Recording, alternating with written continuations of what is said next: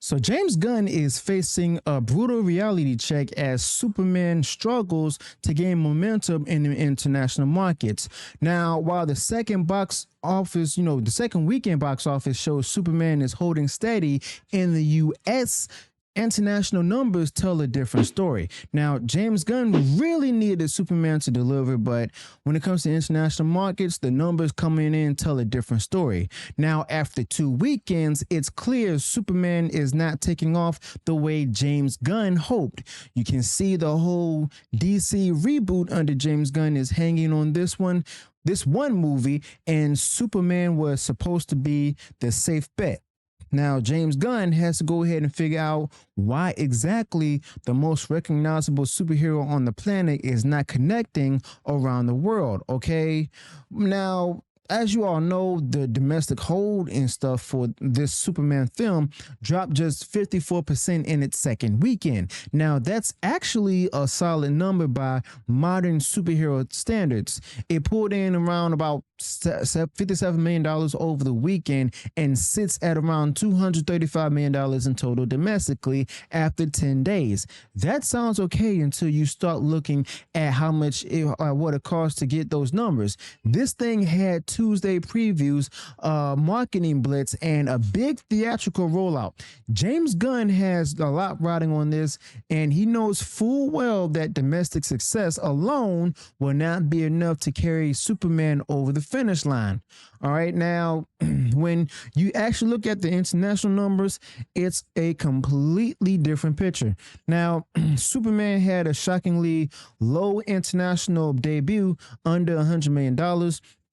That's lower than what Shazam opened to, and that's not a good comparison right there, especially for a character as iconic as Superman. Okay, so James Gunn is in damage control, basically damage control mode right now, because the second weekend hasn't improved the global outlook much. Now, the total international numbers are estimated somewhere between 165 and $170 million, which is not the kind of global traction Warner Brothers was actually counting on. Okay, so superhero movies typically do better internationally than they do domestically. That right there has been the pattern for Marvel and DC for years. But Superman is not following that particular trend. For a point of comparison, James Gunn's Guardians of the Galaxy Volume 3 had similar domestic holds, yet it performed much stronger globally. Now, the Batman also had similar domestic numbers, but made a lot more worldwide. Now, that right there is a problem. Superman from James Gunn is lagging behind both in the market that used to treat the character like a sure thing. Okay, so yeah, once you break down the numbers further, you're going to see this. The Batman ended its second weekend with about $240 million domestically, while Guardians of the Galaxy was at $214 million. Superman sits right between them at $235 million, but when you actually factor in the international take, well, things fall apart. You see, Guardians of the Galaxy had hit $530 million globally. By this point, the Batman was already at $463 million. Superman is still sitting at under $410 million globally, and James Gunn knows that no matter how hard they spend it, that right there is not good enough. Now, the company Warner Brothers can try to spend this all they want, but if Superman actually stars at $500 million or even $600 million, that's a disaster for them. The break-even point is probably close to $700 million, maybe a bit higher.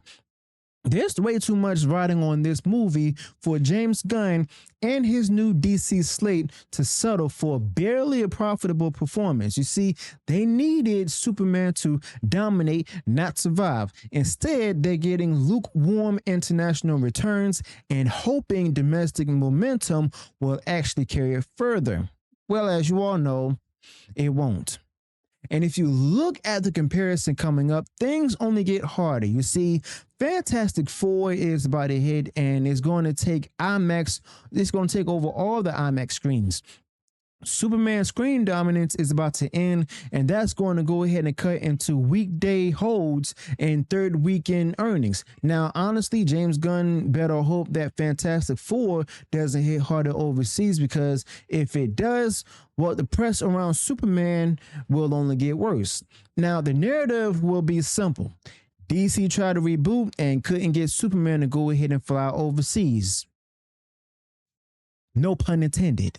But right now, most superhero films make the bulk of their money internationally. Guardians of the Galaxy made over $485 million overseas. The Batman made over $369 million.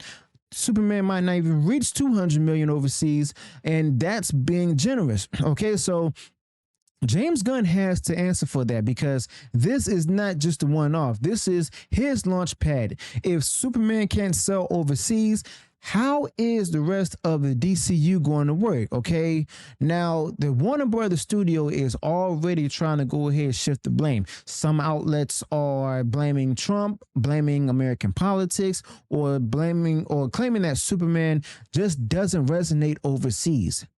But that right there is just simply cope. Man of Steel, the last solo Superman movie, made more internationally than domestically. Okay, James Gunn simply didn't get to pretend that this is normal. This is just a warning sign that international audiences are not buying what he's selling. That's not a marketing problem right there. That's just simply a creative one. Now, James Gunn is in a tight spot.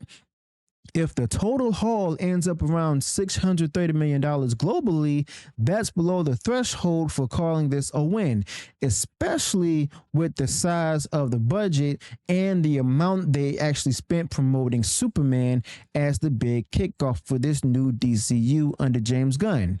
Now, this wasn't supposed to be a modest success. This was simply supposed to be a statement, okay?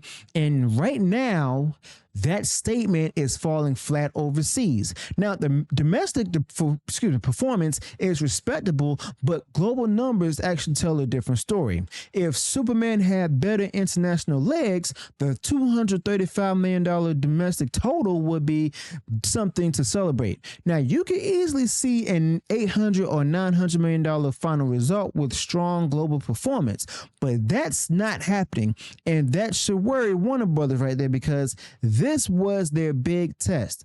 James Gunn put his name and vision on the line with Superman. And if this is the peak, it's not the foundation of a cinematic universe. It's a soft reboot that actually failed to reignite.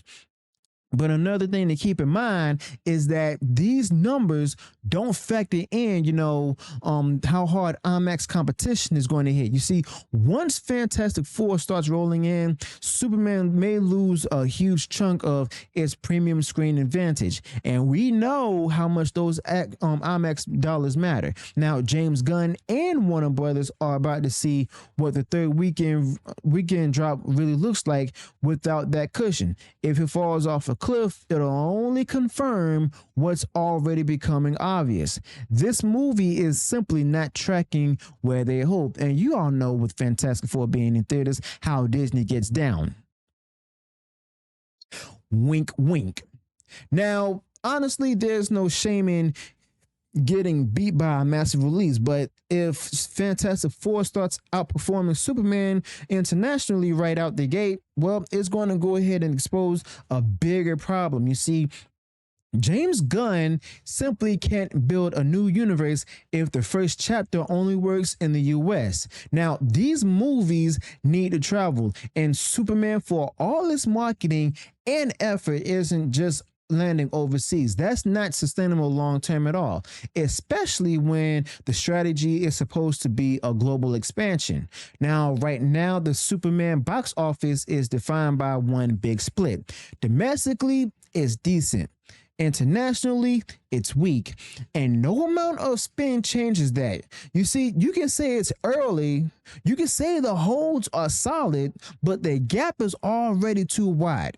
James Gunn doesn't need a movie that performs okay in the US. He needs one that dominates worldwide, okay? And Superman is not that movie. It's too front-loaded, too regional, and too vulnerable, to the upcoming competition. If the final number ends up being 600 million or even a bit more, they'll try to call it a win, but it's not. Not for what it costs, not for what it represents, and not for the expectations it carried. You see, James Gunn was supposed to use Superman to go ahead and relaunch faith in DC. Instead, it might be more facing more questions than answers. But simply put, how do you justify the future of the DCU if the first film already struggles with profitability? Now, there's no need to go ahead and sugarcoat it. The Superman performance is not a complete failure, but it's also not a win. Now, it's just simply a warning sign. You see, James Gunn may still have time to go ahead and course correct, but this wasn't the breakout that they needed. This was supposed to be the moment where Superman soared, but instead it's just grind. It's a grind to $600 million, hoping the press doesn't turn negative too fast. The longer they pretend it's a big success, the more people start looking at the numbers for what they really are. Now, honestly put, James Gunn now faces an uphill battle with international markets. If they can't get Superman to resonate outside the US, then there's no reason to expect other DCU entries will either. Now, this isn't just, about one movie, it's about the entire blueprint, okay? Superman from James Gunn needed to clear $700 million to build confidence, but instead they might walk away breaking even at best. I mean, that's just a major red flag for everything that James Gunn is simply trying to build. So let me know your thoughts about this in the comments below. Be sure to smash that like button, share the video far wide across social media, join the Discord server in the description below, subscribe to the channel, turn on that bell for future uploads notifications, and I'll see you all in the next one. Until then, peace.